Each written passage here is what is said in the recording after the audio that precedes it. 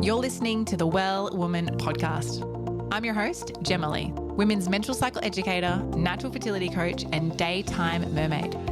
This is a place where we discuss all things periods, poo, ovulation, fertility, and sex. Join me weekly as we rediscover our menstrual cycles, unlock its superpowers, and guide you back into your cyclical nature.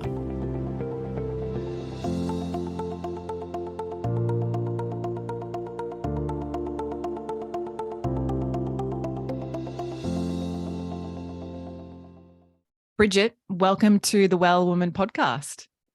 Thank you. I'm excited to be here. We were just chatting before we hit record. I've been waiting so long, like a patient little puppy waiting for a treat, to talk about mold. And so I'm so glad that we're here. And I just want to jump straight in. But before we do, tell us, famous question, what day of your cycle are you on today and how are you checking in? How are you feeling? I'm about a week, 10 days into my cycle. I had a weird cycle last month. I'm 48 and a half. So maybe it's that, or I also had like a stressful incident. So my timing is like a little off, but I'm feeling good. Right. Yeah. I do still mark my cycle, even though I'm not trying to get pregnant or any of that. I do still keep track. I just think it's good information to have. And yeah, just then when you're being really crabby and then you see, oh yeah, my period's coming in 2 days, suddenly life seems a little easier. I hear you. And it is, regardless of how old you are, it is great to know where you are in your cycle so you can live in tune with that. Now tell us, who are you? Because there's going to be so many listeners who have never heard of you before. And before we hit record, I was telling you that I came across your work 8 years ago. I used to get all of your newsletters, and then something happened. And then randomly you popped into my newsletter, my email inbox again. And I was like, oh, Bridgit, I should ask Bridgit to talk about mold on the podcast. And so here we are. But who are you and how did you get into this line of work of health and supporting and coaching and helping and writing and all the amazing things that you do in the health space? Yeah, thank you. It's so interesting how life can be full circle and you think, oh my gosh, I'm changing my mind again, or I'm doing this now. Why don't I just be consistent like I'm supposed to or whatever? But I think life, takes you on the right path if you trust it. So I got into natural medicine because I was an environmentalist. I didn't have a disease or anything. I was just really passionate about natural living. And I thought, well, this can be a way to educate people on how to live more gently on the planet and stuff like that. So I ended up going to acupuncture school and going through that training, starting my practice, not really paying any attention anymore to that environmental component. I moved to Portland, Oregon. It's a very green city. So people didn't really need to be hearing about that part. They were already doing it. So I was just, doing my practice, learning, but my health was going worse. It was going downhill. I moved to Portland to start my career and just started to have more colds and flus in the winter, really twice a month, I'd have a cold and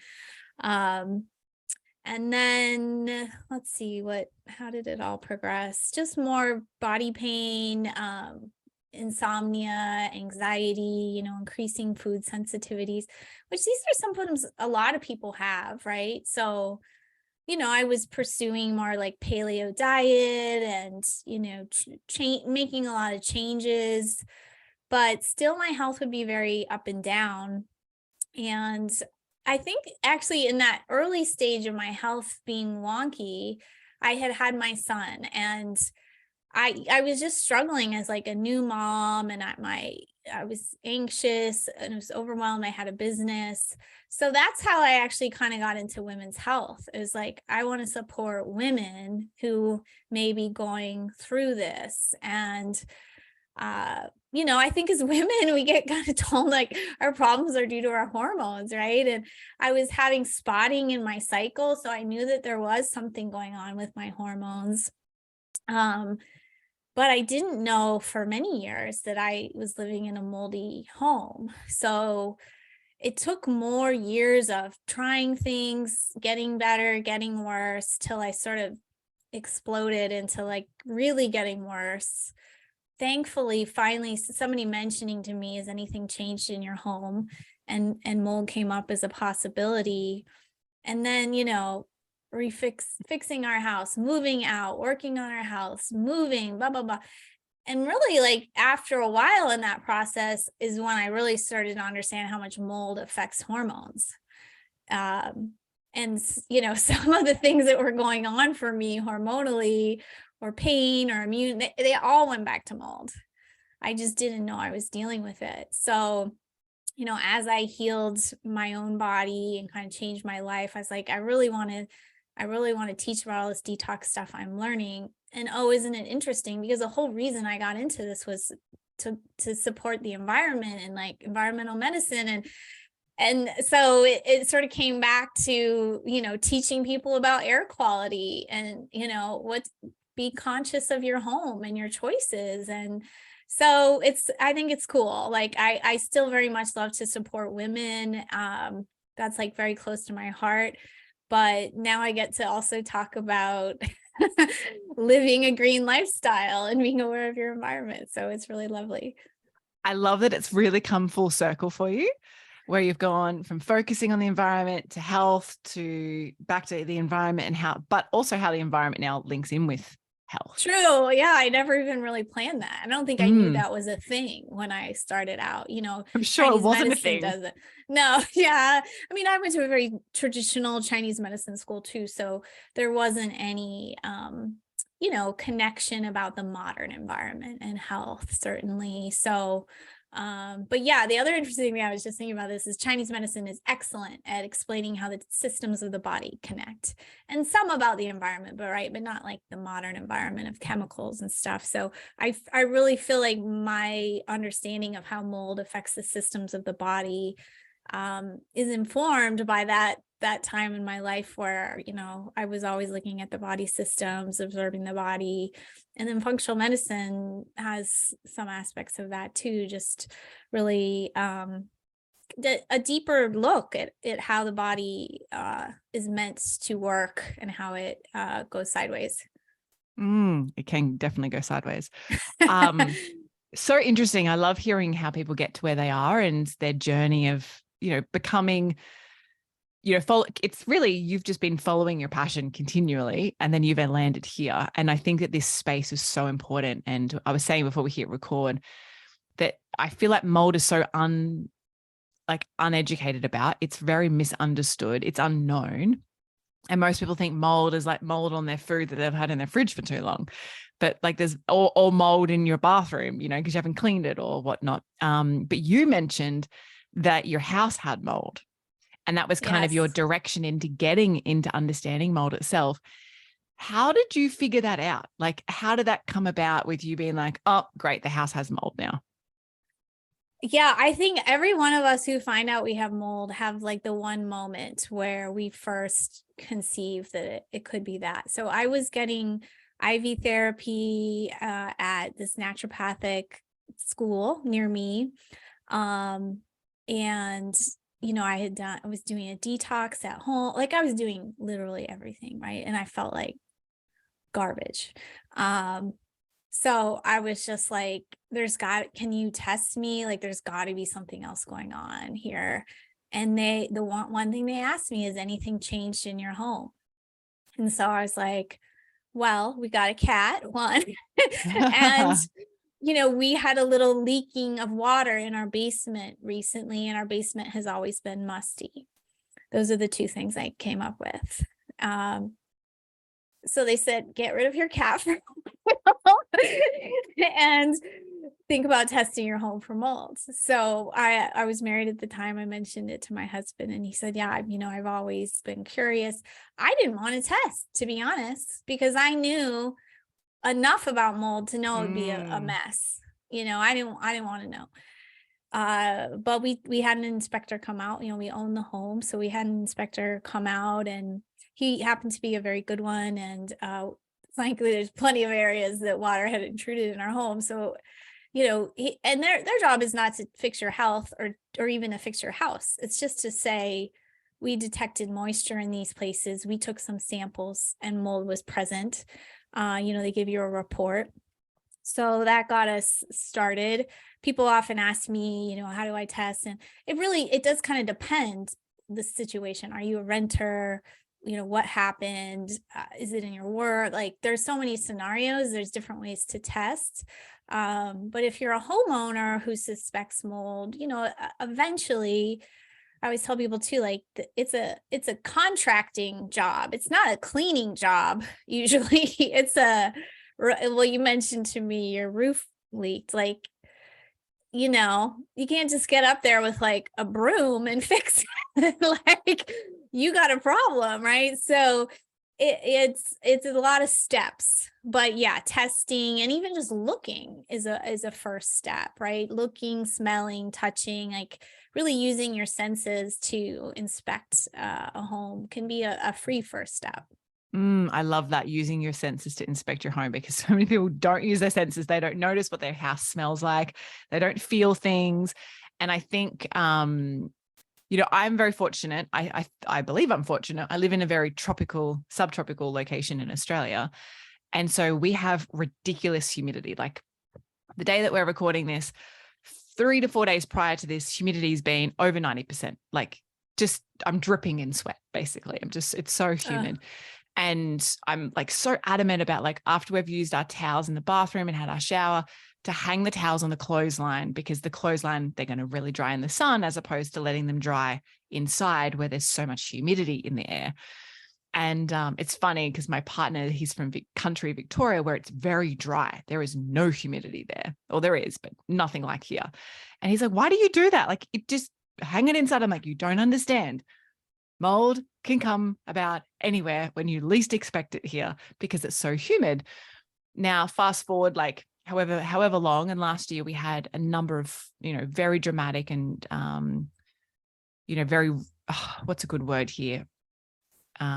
Harsh, damaging, disastrous flooding here.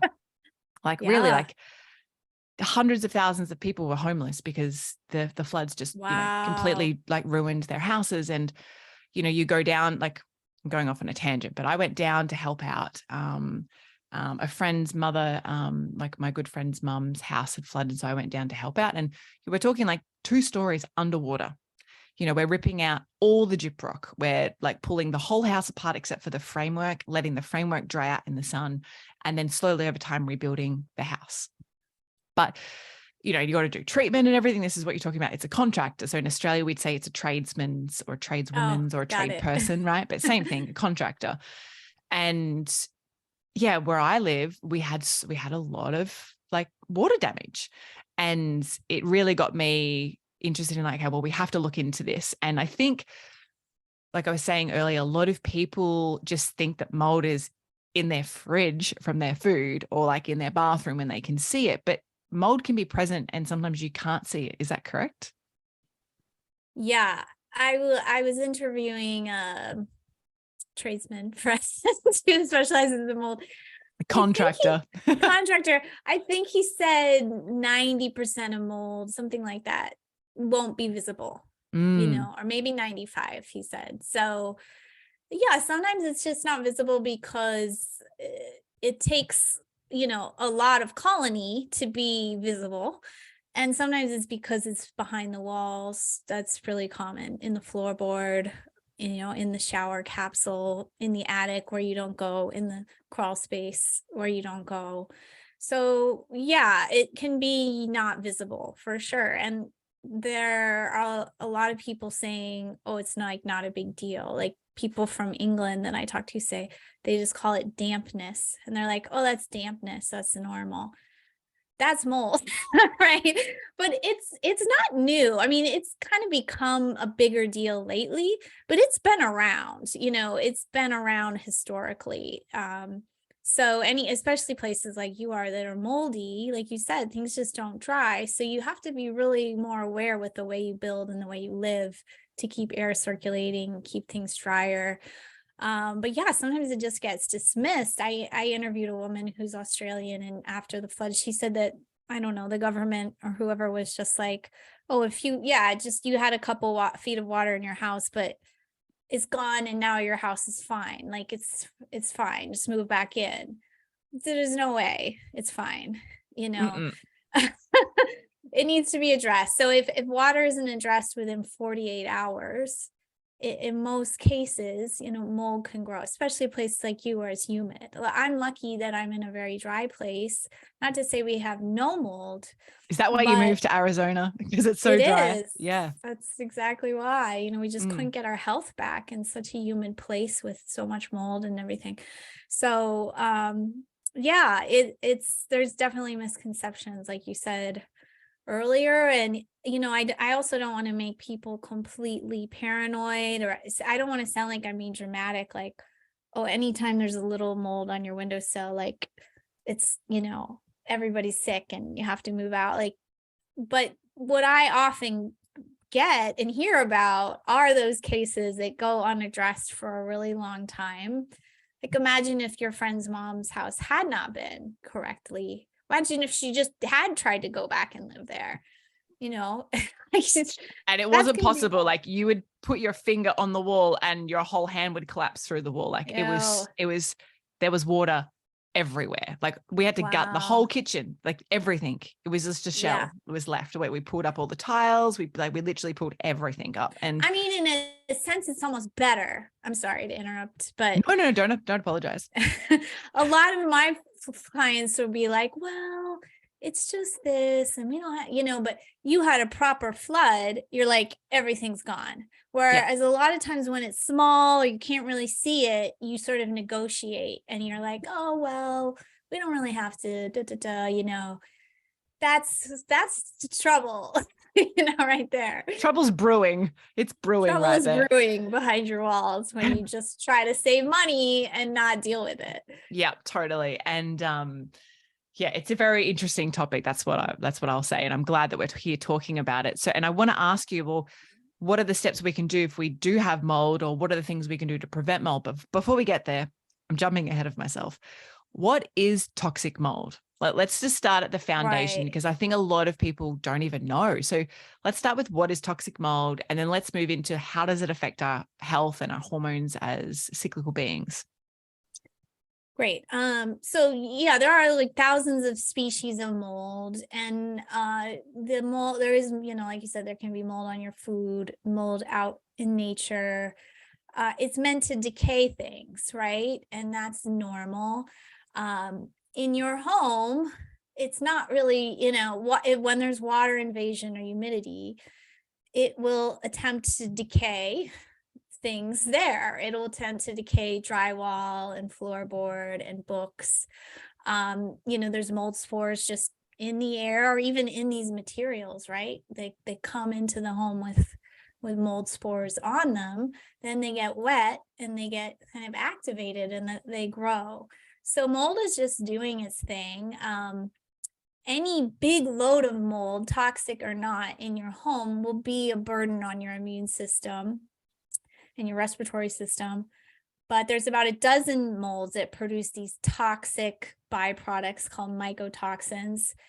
And I don't know, for whatever reason, they seem to always appear in the home. Those, you know, they really commonly do. I don't really totally know why. I know one of them is a mold that will grow on like a new water issue, like it's a fast grower. So that one is common. That's Aspergillus mold. So I don't know exactly why our homes are like the perfect environment for some of well, here's another reason. They don't have competition, right? If you go in the forest, things are decaying and rot, and there's all sorts of things going on. In your home, it's very limited. So I think that's one reason toxic mold can flourish. It's just not a normal environment. So these species can grow in a very particular way where there isn't like any competition or breakdown from like it's not like, oh, it's decaying and then the sun comes out. It's just there doing its thing continually. So these mycotoxins are really, really dangerous. They are incredibly potent. They travel very well. They can break down your brain barrier. They can literally, here, we'll get to this more with hormones. They literally can inflame your hypothalamus pituitary for years. You think your periods are going to be normal when that's happening? So they can, they can colonize your nose, your digestive system. They weaken your immune system, so you're more prone to infections. They're damaging for the mitochondria. That's important too for hormones. They can penetrate the brain in all kinds of ways, making the brain kind of inflamed or shrunken in different areas. So now you're dealing with mood disorders, cognition issues. Twitching is a symptom I had when I was at my sickest. So, and the thing is, like, you cannot really realize what's going on because it's happening slowly. Like at first your body is dealing with it the best it can, and dealing with other stressors, but eventually it just can't keep up because you're still exposing your body. You don't know it, but again and again, if it's in your home. And so symptoms just start to accumulate, and just like me, you just maybe never put it together that it's mold. So, I did happen to have some hormone symptoms early on, which does not get enough credit at all in the world of mold. Like, they can throw off your hormones. So I really enjoy to talk about it because I used to work with infertility, and it's a real struggle for people. And if they don't know that mold is in the mix for them, they're going to keep having heartbreak and spending money. And so yeah, they're quite potent for your hormones in different ways. I mean, the gut, of course, has to detox hormones. So if the gut is in dysbiosis, then you're not processing hormones correctly. The gland can be swollen, like I mentioned. Some mycotoxins are estrogenic, so they're going to throw off your hormones in that way and or make you gain weight. Then when you gain weight, that's estrogenic. So this could happen to men or women, throwing them off in that way. The adrenal glands, it can contribute to the either highs or lows in the adrenals. So yeah, they're very potent little guys. Little suckers, that's what they are. Sucking the life out of us. Pretty much. Yeah. Wow. I think that it just goes to show that it can really impact so many different aspects of your health, not even just hormones. And you mentioned about like the hypothalamus pituitary pineal glands, right, that live in your brain. They're like the foundational glands that help function the ovaries so that your ovaries can ovulate and then you can actually have a cycle. Because if you're not ovulating, you're just not going to have a cycle at all. And I think that it's really interesting, I think, for the listeners, because our podcast is really focused around the menstrual cycle. So people come thinking like, how does this affect my cycle? Like, how can I improve my menstrual cycle? So if someone's listening to this and they're like, oh, I've got some, heavy periods and some like irregular cycle lengths, and they go from 30 days to 45 and then back to 26, and then all of a sudden it's 32 again. What are some things they could actually look out for? Like, how do we find out if this is from mold or what is actually impacting the hormones? So what's your knowledge in the hormonal world around that? You mean, how would they know, okay, this might be mold causing my particular... Or signs they can look out for, like, little signs they can look out for even. Okay. So often the one thing I say often, like, to think about mold is you're trying really hard and it's not working. So I'll let that one sink in for a minute, because it's not often like, it's not as much what you find. It's just kind of like this pattern of things being chronic, things getting worse, even though you're, I mean, this is how I was. Like, I totally detoxed my home of chemicals. Doesn't really help when you have mold. I was cooking all my own food. I was being like so hardcore to get healthy, and nothing was working. And then I go to practitioners, they tell me, oh, you're just stressed out, which is such a dismissive, very dismissive, unoriginal thing to say, and I get that they just didn't even know this could be a thing. So that's why I'm here to present it. So I would say, if you're really trying and things aren't really working, think about environmental factors for sure. And then I would say the two most common symptoms are brain fog and fatigue. But Mm. yeah, those weren't the first to present for me, but when I really hit my lowest, those two things were off the charts. Like, I mean, I literally got to the point where I would have these like suicidal fantasies because I just was so tired. I didn't want to have to wake up and do it all over again. Like, it was bad.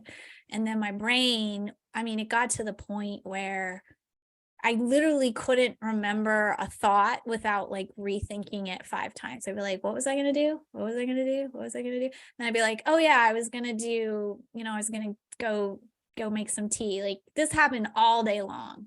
I didn't even know how I functioned like that. And that didn't come on right away. That level of it happened, once I was actually that happened once we started tearing up our house because we made a lot of mistakes. So I was more exposed. I was home all the time, starting this online business. And then, yeah, those two things went through the roof. But those might not be your first things. That's why I say it could just be, okay, I have all these food sensitivities and my cycle's off and I always have a sore throat. Like, those could be your 3 things that start. That's why it's slippery. It's hard to tell. And there's no definite, it's not like you have a tumor because we can see the tumor. So that's what you have. It's very broad and there's a lot of contributing factors. And therefore each person's situation is very unique to them, I guess. Is that what you would say? Yeah, the way it expresses is unique. I mean, there is testing though. That's the good news. I don't know. You can tell me what they have in Australia. But here we have a few companies that urine test. It's just an at-home test. It's pretty accurate. They didn't even have this, I don't think, like 20 years ago. So that's nice, So it's an at-home urine mold test? Yes. Okay. I've not heard of this. I'm like, I want to try this out. Oh yeah. I think some of them do international. You just have to kind of check, just the sample has to be able to travel across. And that can get a little sticky. Don't worry. I know that my brother, well before gut testing was very big and international, he shat in a bag and he sent it to America from Australia to get it very in-depthly tested. So that's probably 8 years ago now, 9 years ago. So yeah, well before we had deep, gut testing here, or stool testing, you could say. So yeah, very interesting. And I think, we're looking at aspects of our health that we would easily just brush off. Like, oh, like your doctor said, oh, it's because you're stressed. Okay, well, that's why I've got brain fog, or that's why I've got a little bit of fatigue, or you know what? Yeah, life's been pretty full lately. So that kind of explains why I keep forgetting things, because I've got to remember so many things. But I think I'm always bringing it back to the cycle, in the sense that, like, if it feels not natural for you and people keep telling you that it's normal, but it feels non-normal to you, that's a pretty big sign to listen. There's got to be something else going on. Yeah, I like that. I remember a moment where I had that kind of moment. I always had, I mean, I lived in a cold place, but because my immune system was so dysregulated, I had the chills like a lot. I mean, I pretty much had to take a hot bath twice a day just to, like, regulate my temperature. And I remember we had like family in town to come watch, and they were all going to go out to watch this parade. And I just felt like such crap. I was just like, I can't go. And I just felt bad to even say it because I didn't know it was wrong. And I just was like in the bathtub, like crying, and just feeling like this is not normal, and yeah, I was definitely told, like, this is normal. Like, how is this normal? So yeah, you listen to your body, and, luckily, since I've been through this myself, I don't feel bad to say, like, be persistent, ask questions. You're going to have, false starts, but just keep going. Like, that's kind of how it is. You can't just settle for, well, you can if you want, but if don't settle for like a quality of life where you're sick all the time and you can't remember anything, or, a lot of people like just don't have any energy for their kids. They just can't, they can't hardly do anything that they enjoy. Who wants that life? So, that's just keep looking for answers, right? And you may find mold. Yeah, you might find mold. And I think to add to that is just to remember that your body's designed to love you and care for you and keep you alive. Like your body's doing everything it possibly can to support that. And if it's not coming through that's how it feels for you, well, then what else can you do? Or what's the next step? And like you said, sometimes it is your journey where you've got to try all the things and you're like, oh, I never thought about that. Maybe that's that. So thank you for sharing. But let's talk about how we can heal from mold. How can we detoxify? How can we clean up the system if mold has been present? So let's just say you've got to the stage where you've tested your house or you've done a urine test yourself, like you mentioned, and there is some mold present. What's the next step? Yeah, I mean, you have to not be in mold to heal. And that's a tough one. So we'll just put that over to the side, that whole mess. Everybody's moving to Arizona where it's really dry, or the middle of Australia where it's a desert and there's mold. Yeah, it's not easy, and every situation is different again, and you have to be creative. But so I'm just kind of putting an asterisk on that you really won't properly heal still in it. But let's say you are now in a safe space that you feel good about. Luckily you really can recover. And the more I learn about mold, the more encouraged I am. Even lingering things that I still deal with, I'm just slowly peeling them off the list, so that's really exciting. In the beginning for me, just being out of mold will help start to lift the fog. Occasionally that can make you feel worse because you're now dumping toxins, if your body finally has a chance to catch up. And if, your detox pathways aren't really ready, you could feel worse potentially in the beginning. I get that question, but I already had a really solid diet, was having bowel movements and taking probiotics. So for me, it was a good move. And a lot of the stuff I did in the beginning, like sauna, helped me a lot. Like sweating? Not just sweating because it's hot, like actually sweating in a relaxed way. So when your body's relaxed, I mean, it could be outside, but it's not running, right? Running is your body's under some stress and you're sweating. It's relaxed, right? So there's been studies just using sauna intervention alone every day for, I can't remember if it's like a month or 2 months, the mold levels came way down in the body. Yeah, just that one thing. So sauna made me feel better quickly. I was dry brushing every day. That moves lymph and just kind of helps get stuff out. Right. Basically all the lymph movers were really helpful for me in those early days. Again, as long as your body can handle that extra movement, so toxins will be kind of hanging out and storing in lymph because it's backed up. So all that stuff helped me a lot. Exercising, getting outside, even if you're really tired and you can't do a lot, to do something helps like stimulate and repair mitochondria. So getting some exercise is good, and then just growing it. Like I was so I would literally sometimes go to the gym and just lay on a bench and I wouldn't even work out. I would just use the sauna. That's my kind of gym visit. I know. But I had a practitioner who really emphasized that. And so she was right. I just kept at it and I could do more and more. So, a lot of these things don't really cost much, right? That I'm mentioning. You can jump on a trampoline. You can do an Epsom salt bath. Later, I started to do coffee enemas. I really like those a lot.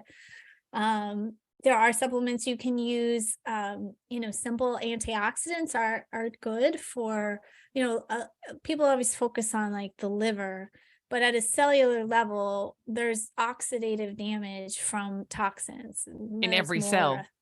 in every And we cell. have Yeah. over 100 trillion cells. So yeah, I agree. Yeah. Yeah. So antioxidants is a really affordable way to, support the body. They're just losing the battle between, all the oxidative damage being created. So, vitamin C, glutathione, alpha lipoic acid. Those are like a few things.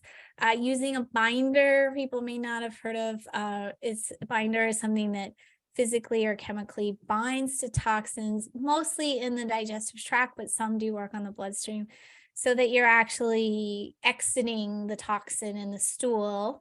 Because unfortunately, our bile recycles itself, which can mean that toxins recycle back in with the bile. So are you thinking So things like Damascus earth and yes, slippery elm, like clays, those kind of things? yeah, you got it. Yeah, there's a pretty big selection actually. So you can do a combination formula, or you can rotate. Sometimes people try, I think, a little too hard to match the binder to the toxin, the mycotoxin. There is some research around that. But if you've had one urine test or one home test and it says, oh, I have this type of toxin, you don't know if in a week you get more or different. So I like using variety of binders. Mix it up. I And like that. yeah. And to me, I never felt anything from them. Some people do. They feel better, or they may feel a little worse. But they're just there to like take the trash out. So they're usually in a mold protocol. I like that. Take the trash. They're like the trash people. Take the trash for you. Yeah. Yeah, I love that. I interrupted. Was there anything else you want to add to the list? Because that's a great list. I think those are good starters. Having your diet, a lot of people get into sometimes a limited diet when they're sick, but the more you can broaden your diet, get in more fibers, get in more colors, that's really important too. Now you're getting antioxidants, you're brushing things out through the colon. Also, fibers make short chain fatty acids, which help rebuild our brain barrier. So all those brain symptoms are often the scariest for people. So you've got to feed the brain the things it likes. It likes fats, especially like fish oils. It likes magnesium, and it likes those short chain fatty acids that come from fibers. So, I mean, there's so much I could talk about. So I'll let you lead. There's been a whole decade of learning and cleansing and detoxifying. So how long ago was it that you discovered mold in your house in Portland? I think it's been like 8 years ago. Wow. Yeah. So like you've really been on this journey for a decade. Yeah, almost. Yeah. And I think some people might be listening to this being like, holy shitballs, like that's a lot of stuff to do like every day. And my biggest suggestion always, Bridgit, is just pick one of them and do that every day for a month, and then pick another one the next month and do that also every day for a month. And instead of trying to do everything at once, mostly because you'll probably fail. You might do it for a week and then you'll probably just fall off the bandwagon and forget things. No, you don't want to make it more stressful. You're already stressed out, probably. Yeah. And I don't know people in Australia, but us Americans, we love to overcomplicate things and then get stressed out. That's our style. So I often talk to people. I just talked to a woman on the phone today whose, elderly mother is on, 20 different supplements, and, it's causing so I said, let's simplify this routine and focus on some parts that she likes. So yeah, I think again, a lot of what I did to recover was just, time, exercise, fresh air, not to say don't do any supplements, don't do anything medical, but we tend to want to like find the thing and like this fancy supplement and this certain practitioner. And then we get disappointed when that one certain thing didn't, magically fix us. And there's no such thing as a magic pill. So Yeah. you're really Yeah. going It's down the really wrong road all of there. it. Yeah. And Yeah. I like what you said, you just build. Like I do a lot of these detox things still because they're just part of my knowledge base. And I'm sure you're the same. Like you don't Yep. have to think about it. Yeah. Yeah, it just comes second nature. It's just part of the day, like waking up and tongue scraping and then having a nice glass of room temperature water. Like that's just like a habit that I'm in. Like, I Yeah. even take my dry skin brushes camping with me. And it's such a habit that I still dry skin brush at the amenities at the campsite before I have a shower at camping, because it's just something I've been doing for so long. And that's why I always encourage that just pick one thing and implement whatever stands out the most for you. And I love what you mentioned about antioxidant support, because we can very easily get so overwhelmed with supplements. And I'm a big believer that our soil and, being right into agriculture and planting and growing some of my own food, I'm really understanding how our soil is very depleted. And so I'm constantly feeding spirulina and molasses and all this stuff to my soil Nice. to make it really rich, but still it's not producing as much as what it would have, say, 50 years ago. And you would know in environmental toxins that is, it's having a huge impact. So I'm a big believer that we need to eat the rainbow. We need as close to nature as possible. We need to have the full 5 macronutrients. I call them 5. So proteins, carbs, fats, fiber, and water, because people Nice. I forget like about that. Yeah. those. And to help top those little bits up that we might miss, or like I go away for the weekend to a wedding and I don't eat what I normally would eat, having like a pharmaceutically graded multivitamin can be really great at topping that up. So you're getting full antioxidant support, as opposed to like, okay, I need to take the thing for my liver. I need to take the thing for my kidneys. I need to take the thing for this. Just consolidating and focusing on the whole picture, not just taking a supplement. Yes, I love that. Yeah. Yeah. And I mean, I'm not a very organized person in the way I think, but I wrote a book about mold and I had to organize, so I made these 10 foundational things to do first before you detox. And, of those 10, you might already be doing 5 or 8, it's those 2 that you don't do so well, I have to pay attention to. Yeah, I mean, the foundations still are just very valuable and grounding, really, Yeah. right? When we're in that energy space of like finding the next thing, and it's not relaxing, and we need to calm down to heal. Yeah. So, Oh, I like that. Calm down to heal. Takeaway from yeah, today's episode: calm down to heal. So everyone just take a nice long deep breath. Okay. it's true. Yeah. This Um, topic is a lot too. So yeah, you just slow down, go with your instincts like you talked about. I did 10 minutes of mindfulness meditation when I was at my sickest and displaced and not living at home. That small 10 minutes helped me a lot. I love that. Yeah. Yeah, being one with yourself and looking, your body has the answers, but we look external for so many things instead of supporting the internal. So I love that, Bridgit, really loving it. And I'd love to ask her like a wrap up question. I know you said that your book has, firstly, tell us about what your book is called. And so people can find it if they're like, I need to learn more about mold. And then you said that there's 10 things to do before detoxing, but do you want to sum it up in 5, like the top first 5 things, or do you want to just do all 10 before detoxing? I think we'll see if I can remember all 10, but yeah, it's hydrating that you mentioned. It's eating real food, getting a good night's sleep, making sure you're pooping, Yep. moving your body, nature time, rest time, supportive relationships. Now I have Love 2 that more. one. I might not remember the last 2. Yeah, that's you get 8. 8 out of 10. Yeah.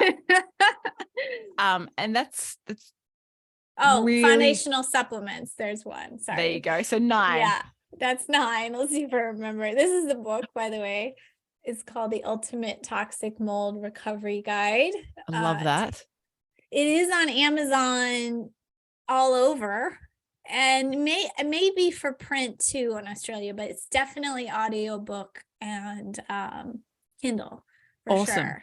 Yeah, Awesome. you'll have to tell me if it's available for print for you or Well, I not. will have a look online, but I will pop all the links in the show notes as well. So Okay, that here's people, my last one, because now I feel like the you last found 10, it. number 10 was alignment to your values and mission. Oh, I like that. Yeah, that just throws us off. I mean, I'm guilty of that. That's probably my hardest one. It's, but it makes a big difference, right? And when you're going through this tough journey, if you say, well, what's most important to me? Okay, it's my family's health. Okay, that helps you make the decision, Yeah. right? Because you'll say, oh, well, I've had so many people say, oh, well, we're just going to stay in this house because my son hasn't finished high school yet. Oh, cool. Well, are you all just going to get sicker for 3 more years because your son hasn't finished high school yet? So if you know your value is, it's my family's health, then that's your decision. There you go. Yep. I love that. My relationship development coach that I see, my partner and I do relationship development, and he's always saying that, look, you're either right or you're happy. You can't be both. Yeah. And so like, if you're right, then you just got to give up happiness. But if you want to be happy, sometimes you got to give up being right. And it kind of comes into that situation about like, well, do you want to be right to do the right inverted brackets thing for your son, or are you wanting to be happy in your health? So yeah. In a really way, good they're one. tough decisions, but in a way, they aren't if we simplify what really matters to us. So, and I'm preaching to myself here right now. Like, I get it. It's not learning that can be hard, but it is rewarding when you do it. Yeah, right. Yeah, it is. But when you do it, you're like, I'm going to stick to my guns. I'm going to make this decision. I always find, you are rewarded because you're like, okay, I did the thing that I knew I had to do, and I'm proud of myself. And, my life is moving the direction that I really want it to. Right. Yeah. I love that. I love that. I've loved having you on the show so much. So thank you So for being here. fun. Yeah. Tell everybody how they can find you. Like, what is the best platform? What's your calling sign? I do love Instagram, where I'm Bridgit.Danner. My website is my name, Bridgit Danner. So those are 2 places you can find me. Awesome. Well, I will put those links in the show notes so that everyone can, one, find your book, The Ultimate Toxic Mold Recovery Guide. Definitely something I would love to check out. So thank you for sharing that. And then also your links to your socials and your website. Plus, I know you've also got a toxic mold recovery guide, right? Yeah, we have a free guide, a similar name. I think it's called Quick Start Recovery. So it's only like 6 pages or something, but it'll tell you about like the testing. A lot of people have that question, little signs around your home to look for. So that's at bridgitdanner.com. We have a bunch of ebooks. We have a bunch of resources there. She's been at it for a while. She's got a lot of things under under her bookshelf over there. Like, what's she talking about lately? Yeah, so go check out Bridgit online. I will put all the links in. But Bridgit, this has been amazing. I have one final podcast question, and we're totally changing gears because we haven't been talking about this at all for you.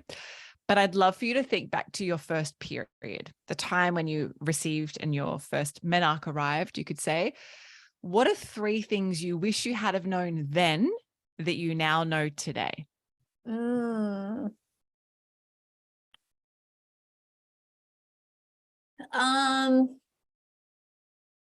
For my experience was like the first time.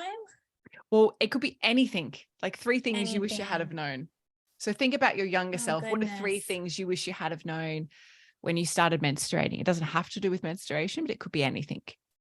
Well, I guess something I learned more over time was, how your energy and your gifts sort of shift throughout the cycle. I didn't know anything about that for many years. And that is a real power. I'm sure you teach about it. And it's, something I tune into a lot more now. Like, I really honor, okay, I'm like, my period's coming, I'm exhausted, I'm going to rest, or I'm feeling really up and I'm ovulating. So I definitely that.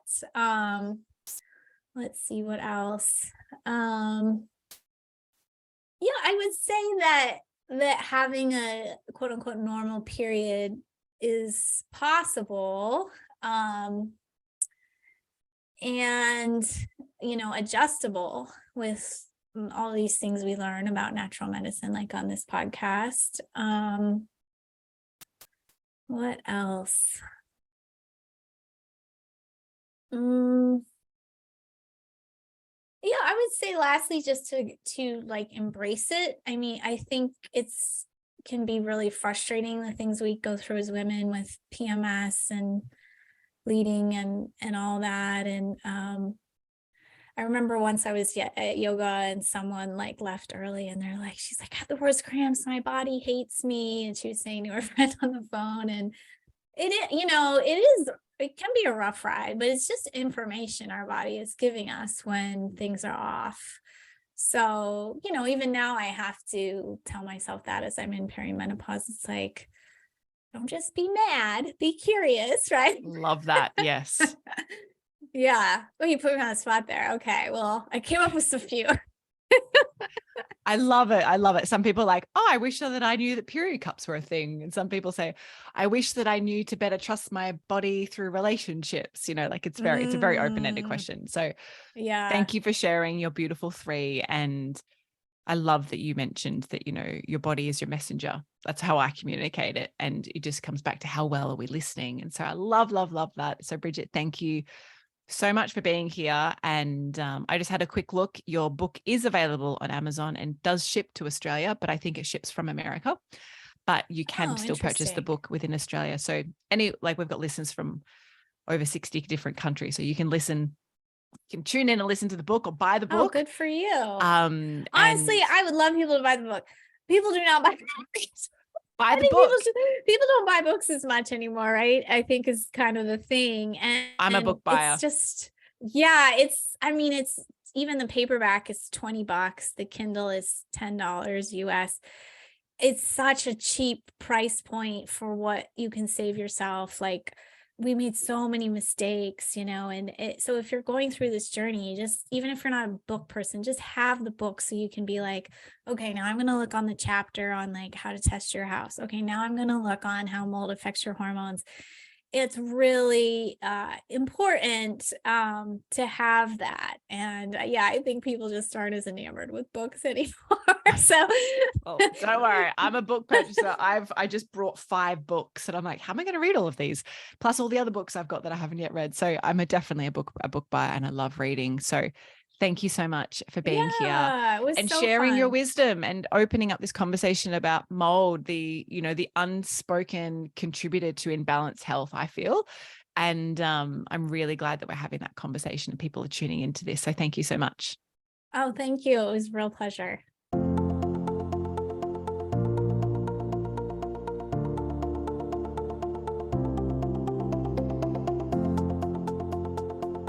Thank you so much for tuning into every episode of the Well Woman podcast. For everything we mentioned in today's episode, you can find this in the show notes over at wellsome.com/podcast. If this episode excited you, please hit follow on Spotify, which means all of my episodes will pop up in your feed weekly so you never miss a weekly drop.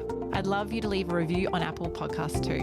Loved this episode? Come and follow me over on Instagram at wellsome_Jema. Say hi and share what you've taken away from this episode with me.